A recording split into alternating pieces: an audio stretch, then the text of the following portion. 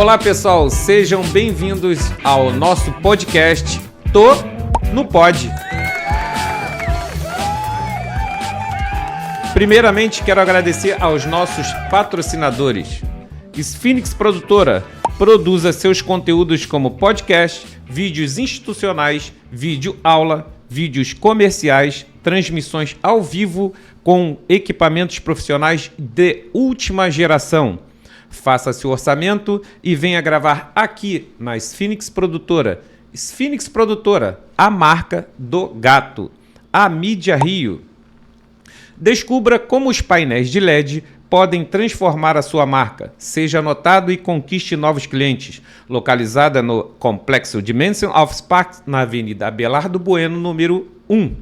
E Barra da Tijuca Notícias. Nossa convidada de hoje é especialista em psicologia pela PUC, pós-graduanda em nutrição pediátrica pela UFRJ, Universidade Federal do Rio de Janeiro, pós-graduanda em nutrição esportiva pela USP, Universidade de São Paulo, especialista em neurociências pela Universidade Mackenzie, MBA pela UFRJ, MBA pela USP. Obrigado pela presença, doutora Lia Vieira. Eu que agradeço, Luiz. Muito obrigada pelo convite e muito obrigada pela oportunidade de falar com o seu público sobre um tema que eu gosto tanto, que é a nutrição infantil. Que legal. Obrigado pela presença. Nosso bate-papo de hoje, doutora Lia, será interessantíssimo. Interessantíssimo mesmo para você que ficar até o final. Interessantíssimo principalmente para quem tem filhos, para quem deseja ter e para aquelas pessoas também que queira obter conhecimento, não é isso? E hoje a doutora Lia irá abordar temas de como promover uma alimentação saudável para o seu filho. Qual a importância da nutrição durante a infância? Descubra como fazer o seu filho comer bem. Como fazer a introdução alimentar do seu filho. O seu filho tem seletividade alimentar? Descubra o que fazer. Para começar, vamos falar um pouquinho da sua família, doutora Lia. Bom, eu sou casada com um profissional da saúde e nós temos 2 filhos, uma menina de 2 anos e um menino de 6 meses. Então, esse tema que a gente vai tratar aqui de nutrição infantil é um tema que eu vejo também no meu ambiente doméstico, no dia a dia. Doutora Lia, o que levou a senhora a se especializar em nutrição pediátrica?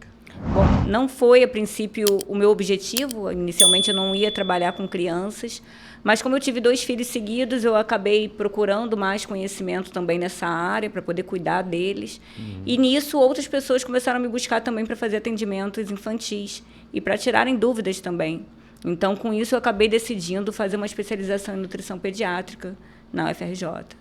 Na sua profissão, a senhora só atende crianças? Não, na verdade, eu atendo também adultos. Como eu faço também a pós-graduação em nutrição esportiva, muito voltado também para essa área. Então, eu atendo crianças, atendo adultos, idosos, e principalmente, além da pediatria, a parte de nutrição esportiva e obesidade. Ah, que bacana. Para começar, doutora Lia, para as pessoas saberem principalmente sobre o nosso assunto, qual é a diferença entre alimentação e nutrição? Bom, a alimentação é o ato de comer, né? Então, independente se é um alimento que tem bons nutrientes ou não, é a alimentação. E aí, quando a gente já fala da nutrição, a gente já considera já a parte nutricional. Se esse alimento está trazendo benefícios para a sua saúde.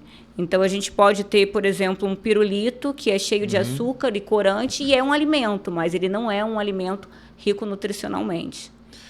E a senhora poderia me dizer qual é a fase ou a idade da criança que se deve iniciar um acompanhamento nutricional, já que a senhora explicou qual é a diferença, né? Claro. Infelizmente, a gente tem um costume aqui no Brasil de só procurar nutricionista quando já tem algum problema de saúde instalado. Mas, a princípio, o ideal é que esse acompanhamento comece antes até da gestação. seja no casal que tenta engravidar, depois durante a gestação, no início da introdução alimentar e também na parte de lactação até da gestante, porque isso influencia tanto a saúde dela quanto a saúde desse bebê. Hoje a gente sabe, por exemplo, que o período de aleitamento materno ele contribui também para a criança ter uma melhor aceitação dos alimentos depois, quando chega aos 6 meses e começa essa introdução alimentar. Uhum. E quais são os tipos de atendimento que a senhora observa ter maior demanda na pediatria? Bom, nós temos 3 tipos de atendimento que eu considero que são os principais. Um é o de introdução alimentar, que geralmente essa criança ela já chega para mim depois de ter passado por um médico. Às vezes a família acabou começando já essa introdução alimentar, mas percebeu que faltava alguma informação, que não era uma informação tão completa. Mas chega para mim já tendo iniciado a introdução alimentar e a gente começa normalmente esse acompanhamento da metade para o final. Depois tem também a de seletividade alimentar, que chegam muitas crianças para mim que já começaram essa introdução alimentar. Sim. Não foi uma introdução alimentar tão bem sucedida e essa criança acabou desenvolvendo uma seletividade. Então, quando a criança já está, às vezes, consumindo doces, alimentos inapropriados, os pais começam a ficar preocupados porque essa criança normalmente também está associada a um baixo peso, né, devido a essa alimentação que não está tão bem implementada, e busca para fazer um tratamento de seletividade alimentar. Isso normalmente um pouco mais velha, né? Entre 2 e 5 anos de idade. E depois o outro tipo de atendimento que eu recebo muito é de obesidade infantil. E já esse tipo de atendimento já costuma vir mais quando é pré-adolescente, adolescente, que a própria criança começa a se preocupar com o peso dela e pede para os pais para poder ter esse acompanhamento. Sim, e tem muitas pessoas, doutora Lia, que têm a curiosidade de saber como saber se um filho está comendo muito ou pouco. Bom, Luiz, na verdade a gente tem que prestar um pouco mais de atenção se essa criança está comendo de tudo. Isso é bem mais importante do que a quantidade que essa criança está comendo. A gente até tem hoje o Guia Alimentar, que é do Ministério da Saúde, que coloca até uma quantidade em colheres de acordo com a fase dessa criança. Esse guia alimentar, como é que a gente vê isso? Na internet, ele está disponível, ele pode ser acessado através do Google, pesquisando, que todo mundo encontra. E é um documento que norteia também os profissionais da saúde. Mas, apesar desse guia falar na quantidade, é realmente só para termos uma noção. Na verdade, quem vai ditar o quanto que essa criança vai comer é a própria criança. Então, é extremamente importante que os pais percebam os sintomas de saciedade ou de fome. Se essa criança está chorando mais, pode ser um sinal de fome. Se está tendo dificuldades de dormir, é um sinal de fome. Agora, se essa criança está virando o rosto, por exemplo, é um sinal de saciedade. Então, é importante respeitar esses sinais que a própria criança passa para a gente. Doutora Lia, a senhora como mãe também já enfrentou ou enfrenta até algumas dificuldades em relação à alimentação dos seus filhos? Bom, eu no início com a minha primogênita enfrentei um problema que foi ainda na fase da amamentação. Então, depois que eu fiz a minha cesariana, com 45 dias eu fui liberada para fazer atividade física. E aí, desde esse dia que eu voltei, que eu fui amamentá-la logo após a academia, eu percebi que ela começou a recusar o seio. Aí, no início, foi confundido até com uma possibilidade de ser uma confusão de bicos, porque eu estava extraindo, eventualmente, o leite para oferecer para ela na mamadeira e, eventualmente, ela estava usando a chupeta. Só que, para a gente, em casa, para mim e para o meu marido, nós ficamos com a impressão que havia mais alguma coisa. E foi um tema que eu acabei vendo depois na minha especialização de nutrição esportiva, onde eu nem esperava ver algum conteúdo que fosse relevante para a pediatria. E aí o que acontece? O nosso corpo, quando faz uma atividade física exaustiva, entra num estado de lactato, que é para poder recuperar o nosso organismo, né? Recuperar a nossa musculatura. E quando a gente tem essa produção alta de ácido lático, na mulher lactante pode ter a excreção dessa substância também no leite. E aí alguns bebês podem recusar o seio a partir de então. Caramba, interessante. Pois é, e isso é pouco falado. Tem estudos, mas são poucos os profissionais da saúde que realmente sabem dessa informação, né?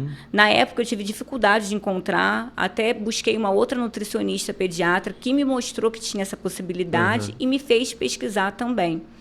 Então, para minha filha, por exemplo, para poder conseguir seguir com o aleitamento materno, eu continuei extraindo leite e ofertei o leite materno exclusivo até os 6 meses. Que também é uma outra questão que a gente encontra, porque muitas vezes essas mães, quando têm alguma dificuldade, acabam sendo orientadas a oferecer já a fórmula, e que não era necessário nesse caso, né? Então, e no caso de não conseguir oferecer o leite materno, qual seria a conduta nesse caso? Bom, hoje a gente tem algumas linhas, né? Uma é do Ministério da Saúde, que já desde 2021 fala que a gente pode oferecer o leite de vaca a partir dos 9 meses. Outra linha que nós temos é da Sociedade Brasileira de Pediatria, que é uma sociedade médica e não nutricional, que fala sobre oferecer o leite de vaca a partir de 12 meses. E nós temos agora, que saiu da OMS no final do ano passado, falando também que nós podemos oferecer o leite de vaca a partir dos 6 meses. Então, a gente não pode oferecer antes dos 6 meses. Se faltar o leite materno, nós devemos obrigatoriamente encontrar uma fórmula para esse bebê. Mas já a partir dos 6 meses, hoje nós sabemos que podemos oferecer o leite de vaca. Só que nisso, ainda temos algumas questões que são conflitantes. Apesar da própria Sociedade Brasileira de Pediatria falar que a gente pode oferecer o leite de vaca a partir de 12 meses, nós ainda temos muitos profissionais que ficam prolongando a prescrição de fórmula com 2 anos, 3 anos, e que não é o ideal. Sim. Além disso, a gente ainda tem uma cultura de que o leite de vaca é inflamatório, e a gente sabe que não é, né? Então, hoje, a partir de 6 meses, na falta do leite materno, a gente já pode oferecer o leite de vaca, segundo a OMS. Muito interessante, doutor. Essa daí vale até aquele like, tá? Porque é um conteúdo interessantíssimo, muito importante para as pessoas. Você dando um like, vai ajudar ao conteúdo chegar em outras pessoas. Não custa nada. Não vou pedir nem para ficar seguindo, de se inscrever em página. Dá um like que já tá bom demais. Doutora Lia, eu já ouvi dizer que o consumo de leite de vaca e de fórmula podem aumentar as chances da criança desenvolver uma anemia. Isso é verdade? Sim, Luiz. Diferente do que acontece com o leite materno, quando tem o consumo de leite de vaca ou de fórmula, que tem como base o leite de vaca, a gente tem uma concorrência entre o cálcio e o ferro. Sim. E aí, nessa disputa no nosso organismo entre cálcio e ferro, o cálcio acaba ganhando a melhor. Então, a gente deixa de absorver o ferro. Então, é importante, por exemplo, na administração do ferro profilático, que acontece com os bebês entre 6 meses e 24 meses, normalmente, até que a gente tenha uma instrução maior para os pais de como deve ser essa administração. Sim. Por exemplo, é muito comum que os médicos prescrevam sulfato ferroso, mas o sulfato ferroso é um tipo de ferro que concorre com esse cálcio. Então, o pai ou a mãe, né, que cuida desse bebê precisa ser instruído que essa suplementação precisa ter um intervalo para o consumo de leite de vaca ou da fórmula. E aí, já em nutrição, para a gente evitar isso, nós damos preferência para prescrever outros tipos de ferro. Uns ferros que não concorrem com o cálcio do leite de vaca ou da fórmula. E assim a gente evita a anemia, né? Além disso, também, o sulfato ferroso ele tende a causar um desconforto gastrointestinal nesse bebê. Sim. Então, a gente acaba juntando esses dois benefícios, tanto de não concorrer com o cálcio, quanto de ser mais fácil para o bebê conseguir absorver e digerir melhor esse ferro. Sim, e no caso, tem bebês que têm alergia ao leite de vaca, né? Sim, é um percentual pequeno, mas 5% mais ou menos dos bebês podem apresentar uma alergia à proteína do leite de vaca, é o que a gente chama de bebês APLV. Então, nesses casos, precisa de um cuidado nutricional mais próximo para poder passar essas instruções mais adequadas e evitar essa alergia. E já que o bebê pode ter alergia ao consumir leite materno, leite de vaca e também os de fórmula, quais os procedimentos que os pais devem ter? Bom, normalmente essa alergia é uma alergia transitória e em torno dos 5 anos essa alergia costuma sumir para a maioria das crianças. Só que até lá a gente precisa ter realmente esses cuidados. Então, normalmente se prescreve uma fórmula extensamente hidrolisada ou parcialmente hidrolisada para que essa proteína que causa alergia no bebê, que muitas vezes é a caseína, apesar de não ser a única, seja quebrada e possa ser melhor absorvida, ocasionando menos alergia no bebê. E aí, além disso, a gente tem que ter alguns outros cuidados, porque essa alergia também pode estar sendo ocasionada através do leite materno. Então, quando é o caso, a gente precisa orientar também essa mãe a não consumir mais o leite de vaca ou produtos oriundos do leite de vaca. E também tem a suplementação de vitamina D, porque algumas suplementações de vitamina D têm traços de leite. Então, às vezes, esse bebê já teve todo o leite excluído, né, pela alimentação, a mãe parou de consumir o leite, o bebê parou de consumir a fórmula, mas está consumindo uma suplementação de vitamina D que tem traços de leite e desencadeia também essa alergia. Então, precisa realmente ter esse cuidado nutricional bem próximo dessa família para evitar isso. Sim, e essas alergias, doutora, que acontecem com bebês, ocorre também nos adultos, né, que consomem o leite de vaca e consomem também alimentos de origem láctea? Então, o que acontece normalmente é que o adulto tem intolerância à lactose.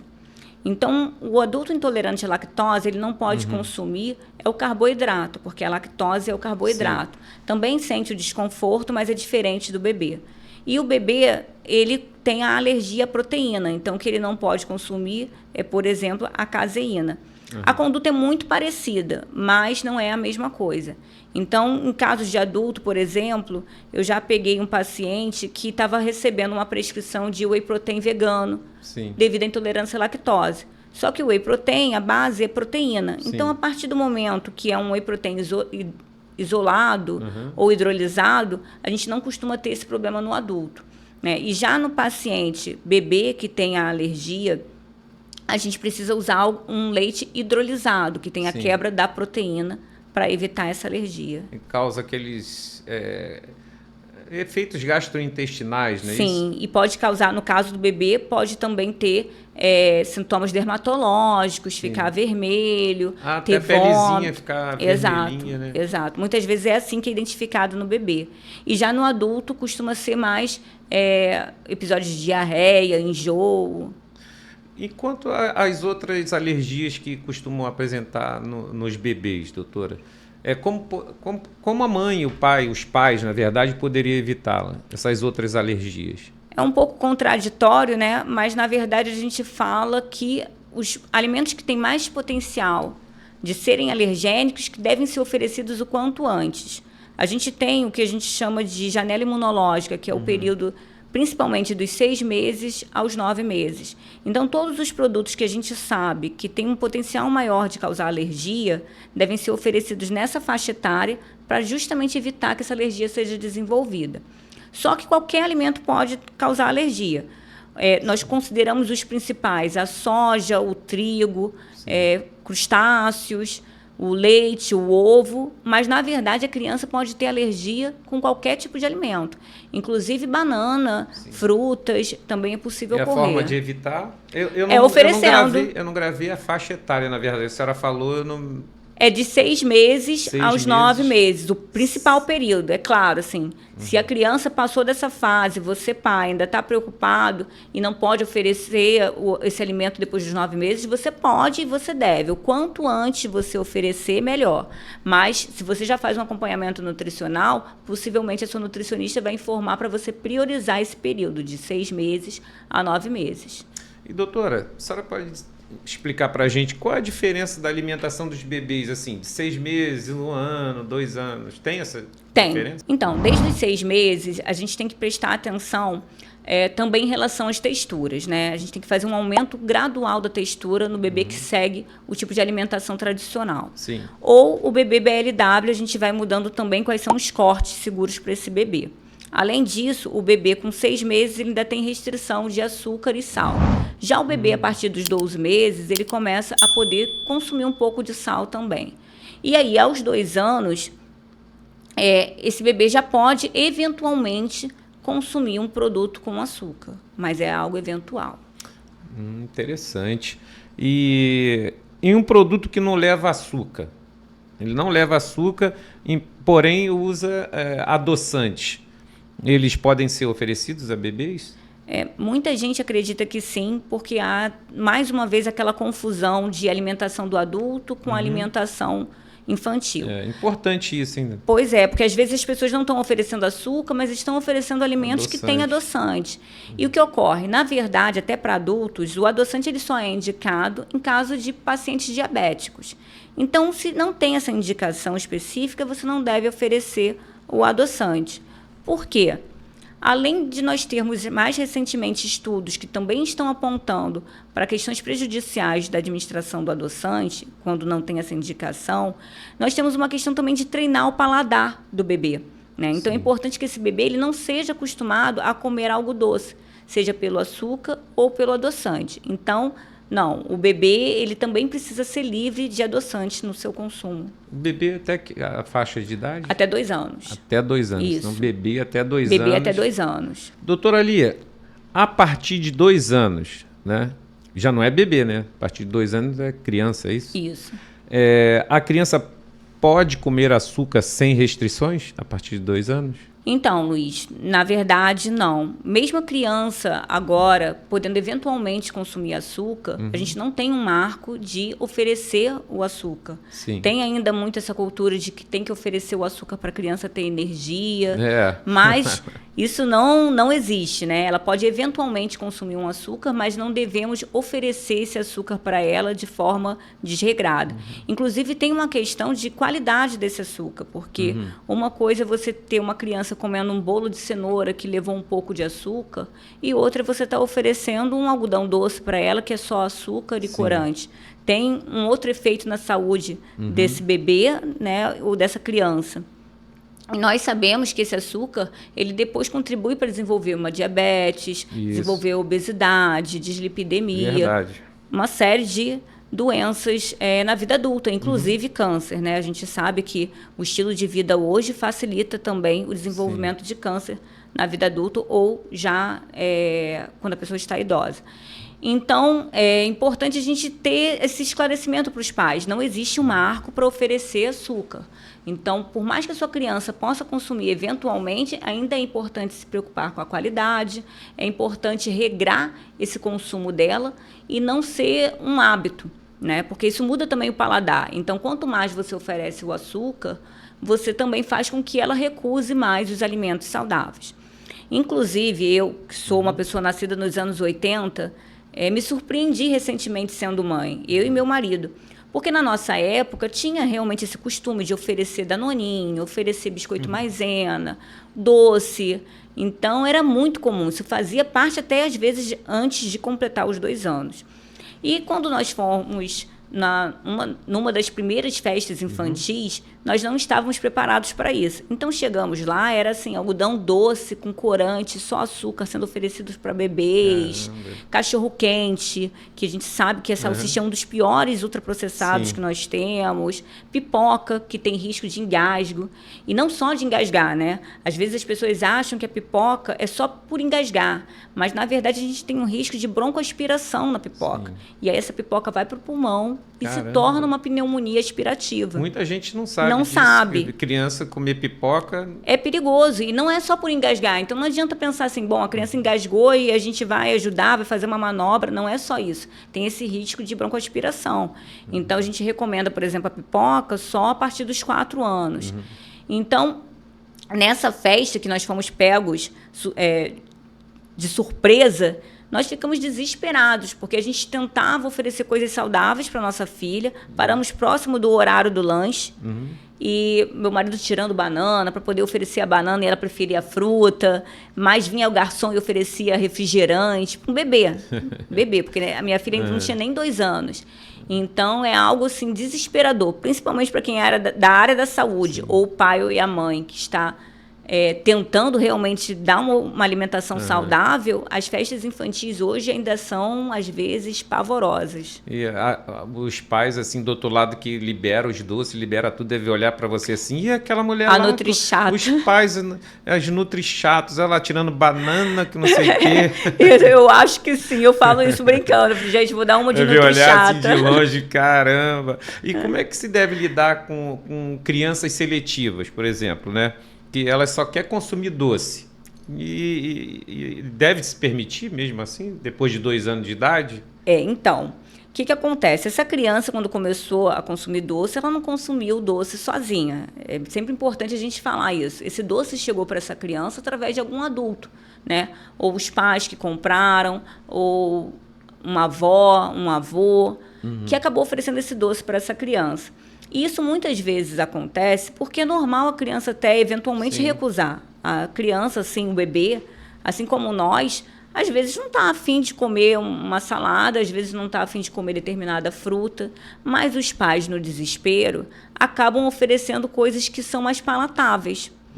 E acaba que isso vai treinando o paladar da criança a preferir sempre esses alimentos, né? Nós sabemos que esses produtos têm um gosto mais acentuado. Então, a criança começa a ter essa preferência e vai desenvolvendo a seletividade. E é um paradoxo, porque quanto mais você vai oferecendo esse tipo de produto para a criança, mais ela vai recusando os alimentos saudáveis. Mais os pais vão ficando desesperados, mais vão oferecendo. Então, a gente tem que ter um acompanhamento dessa criança para poder reverter essa condição. Inclusive, eu trouxe aqui esses 2 biscoitos que são infantis. Eles podem ser dados, esse aqui a partir de 10 meses e esse aqui é a partir de 8 meses. Que né? legal. Mucilão, lanchinho, né? Isso, esse aqui é da Nestlé e esse aqui da Papapá. Trouxe 2 porque, assim, não estou fazendo propaganda. Não está rolando marketing não, né? Não tá, é só para poder realmente exemplificar. Porque o que acontece? Muitas vezes a criança come biscoito maisena, por exemplo, muito comum. Esse aí é como se fosse um biscoito maisena. Exato. Só que esse aqui é sem açúcar. O biscoito maisena tem açúcar, não é um biscoito saudável. Então, a gente começa a fazer a transição dessa criança que está acostumada com doce, né? Está acostumada com essas guloseimas, inserindo produtos que nem parecem saudáveis, mas são saudáveis. Né? Então, que a gente olha no pacotinho e pensa que é um ultraprocessado, alguma coisa assim. Não, esse aí é saudável. É saudável, é saudável. Então, é uma alternativa para os pais, quando começarem a fazer essa transição, né? Se quiserem melhorar também a alimentação dessas crianças, buscarem esses produtos, né? Além do cuidado nutricional, que é importante, oferecer para essa criança um acompanhamento mais próximo, para evitar. Até porque as pessoas às vezes não têm noção. Essa seletividade alimentar pode se desenvolver também a um transtorno alimentar restritivo e evitativo, TARI, onde a criança depois não consome nada, chega na vida adulta com prejuízos sociais até, porque não consegue ir num restaurante comer alguma coisa. Então, é extremamente importante ter esse cuidado. Então, para a criança seletiva que só consome doce, tem que ter o acompanhamento nutricional para poder fazer uma terapia alimentar eficiente. Muito bom. E se fala muito que bebês, assim como criança, e eu acho que até adultos, né, doutora, não devem comer alimentos ultraprocessados, né? O que caracteriza os alimentos ultraprocessados? Bom, os alimentos ultraprocessados, por definição, são alimentos que são industrializados e que possuem 5 ingredientes ou mais. A definição é essa. Tá, e todo alimento industrializado é também ultraprocessado? Não, isso é que causa confusão. Tá. Porque nem todo produto que é industrializado é ultraprocessado, mas todo produto ultraprocessado é industrializado. Entendi. E aí uma forma do pai e da mãe perceber se esse produto é ultraprocessado ou não, é vendo a lista de ingredientes. Normalmente, quando tem aquela lista de ingredientes com 5 ou mais, e entre esses ingredientes nós temos termos que não são conhecidos, esse é um produto industrializado que também é um alimento ultraprocessado. Então, a gente vê ali nas informações nutricionais, ali, né, naquela Isso, tabelinha. próximo da tabela tem a lista de ingredientes. Ingredientes. Exato. E uma coisa que é sempre importante a gente falar é que a quantidade dos ingredientes está sempre em ordem decrescente. Então, o primeiro ingrediente é sempre aquilo que tem mais. E o último ingrediente é aquilo que tem menos. Normalmente farinha. Farinha e açúcar, exatamente. Ah, não sabia que começava pelo que tem mais e ia por quem tem menos. Isso. Né? Aí é a quantidade que tem dentro daquele produto. Isso é importantíssimo. De novo, vale um joinha para esse conteúdo chegar a mais pessoas, tá bom, galera? Isso aí eu não sabia e muita gente não sabe disso aí, doutora. Muito bom. E a senhora defende a alimentação vegana, vegetariana, né? Vegetariana pode ser introduzida na alimentação infantil, já de bebê? Não vou falar nem de criança, de bebê. A senhora pode explicar? Tá. Eu posso já, a pessoa pode... Ah, meu filho vai ser vegano, vegetariano, já a partir dele bebê. 6 meses já vou começar a colocar essa alimentação. Pode isso? Então, claro que se o pai ou a mãe tiver essa ideia bem fixa, a gente trabalha na parte de nutrição para poder tentar compensar e dar a melhor condição para esse bebê seguir a alimentação vegana ou vegetariana. Só que eu, particularmente, não recomendo, porque nós sabemos que a biodisponibilidade de alguns nutrientes são diferentes em alimentos vegetais ou em alimentos animais. Sim. Então, por exemplo, uma criança que tem uma alimentação vegana, ela tende a ter uma deficiência maior de ferro e uma deficiência também de B12. Sim. Entendeu? Então, quando é adulto, a gente ainda consegue fazer uma suplementação de maneira mais adequada. Na criança, a gente tem mais restrição. E mesmo os alimentos que são vegetais e têm esses nutrientes, a absorção é diferente. Sim. Entendeu? Então, pode, mas eu não acho tão adequado. Porque de repente os pais já são, aí de repente quer implementar essa alimentação achando que vai ter uma vida mais saudável para os filhos, para os bebês, né? Não necessariamente. Mas aí é importante sempre procurar uma nutricionista para acompanhar de perto essa alimentação. Isso é importantíssimo. A senhora poderia me dizer quais são as dúvidas que a senhora normalmente vê ali pela internet com frequências em relação à alimentação e à nutrição dos pais em prol das crianças? Não sei se a senhora entendeu a pergunta. Sim, quais são as dúvidas dos pais em relação à alimentação dos filhos, né, que eles perguntam mais. Isso. Então, assim, recentemente eu recebi algumas dúvidas sobre o whey protein para bebê. Caramba! E eu fiquei um pouco chocada, porque eu não sei de onde isso surgiu, mas eu acredito que a gente está entrando novamente na questão que eu falei de refletir a alimentação do adulto para a alimentação infantil. Então, como hoje muitos adultos consomem whey protein para poder ter um aporte de proteínas melhor, ter um melhor desempenho, muitos pais estão achando que se a criança não consome bem a alimentação, não come bem no dia a dia, o ideal seria entrar com whey protein. Então pode entrar com whey protein. Eu ia fazer essa pergunta aí. Afinal, pode implementar o whey protein na alimentação, na nutrição da criança? Então, a senhora está dizendo que... Em bebê, certamente não. Em bebê, não. E em criança, depende da faixa etária, depende do peso, mas dificilmente vai ser necessário. Porque esse aporte de proteína, ele é feito de acordo com o peso.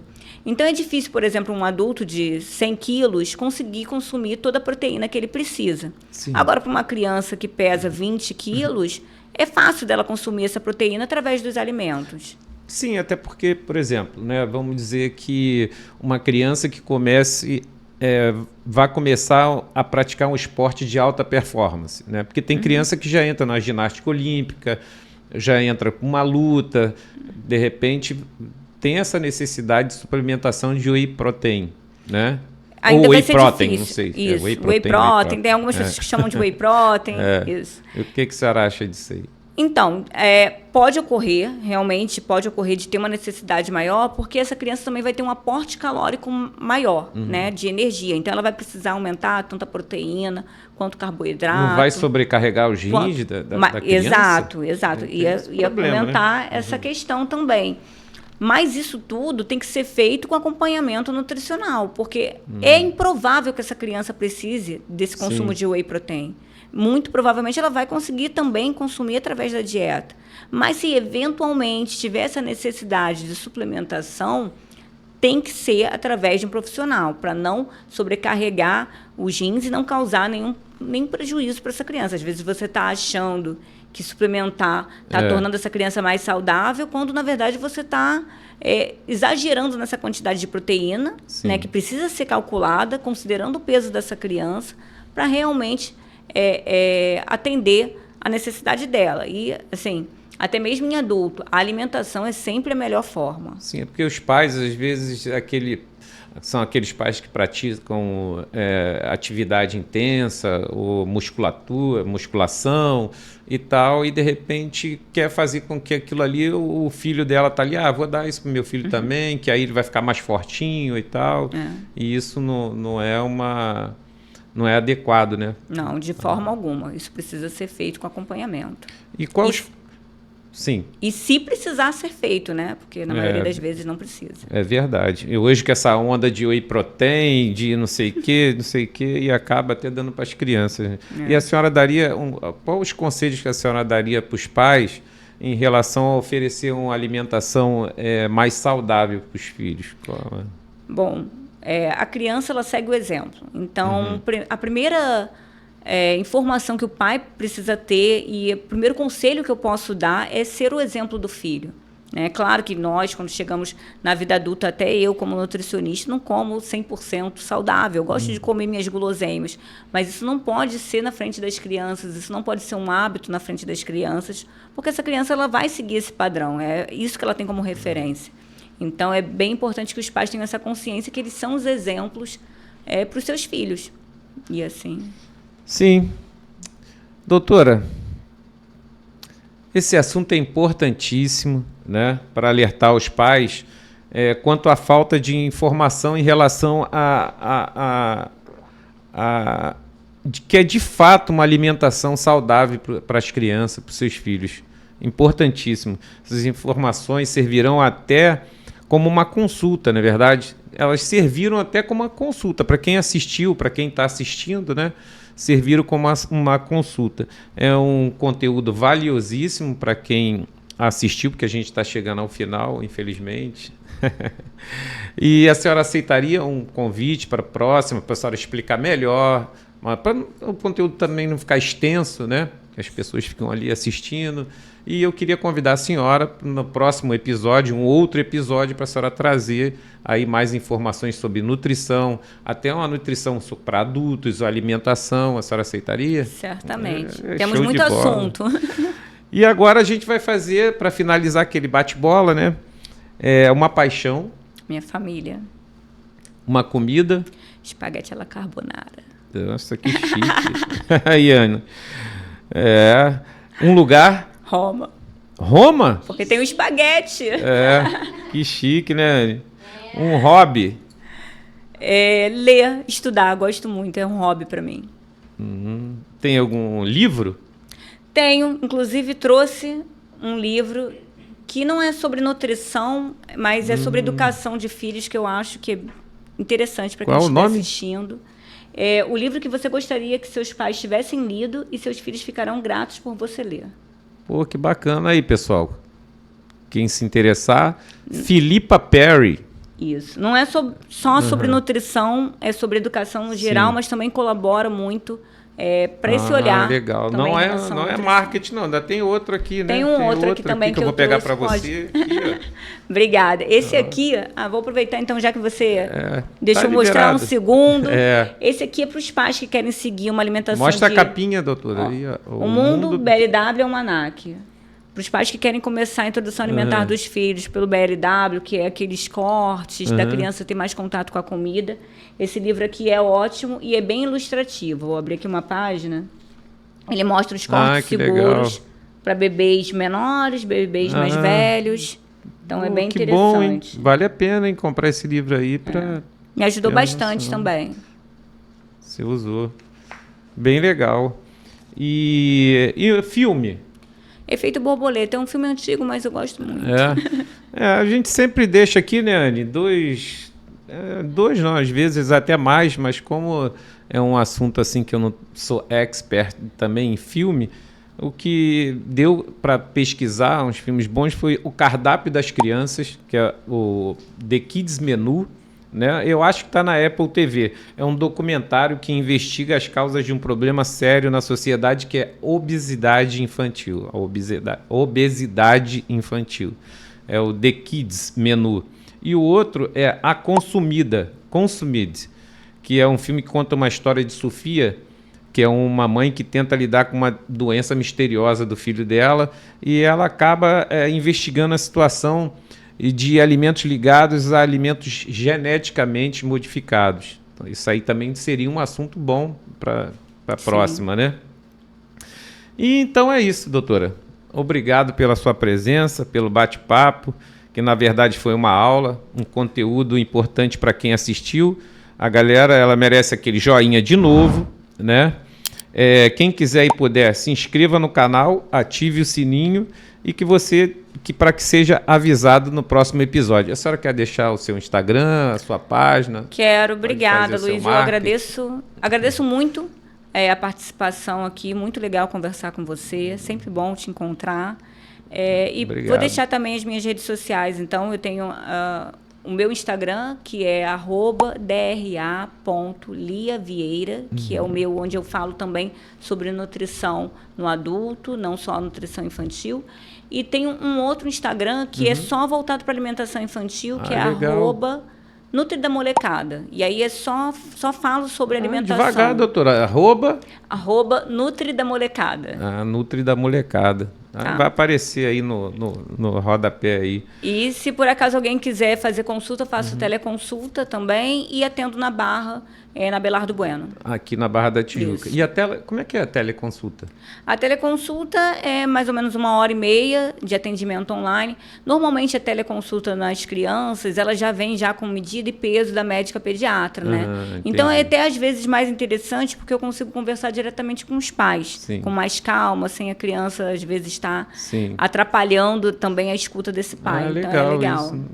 Sabia não. Mas é isso aí. Doutora Lia, sucesso na sua vida. Obrigada. Que Deus continue te abençoando e a cada dia te dê mais sabedoria para a senhora estar aqui ajudando as pessoas no seu trabalho também. Terminamos aqui o nosso podcast Tô no Pod, gravados aqui nos estúdios da Sphinix Produtora na Barra da Tijuca. Obrigado pela audiência e até a próxima. Obrigado. Obrigada a você. Show de bola.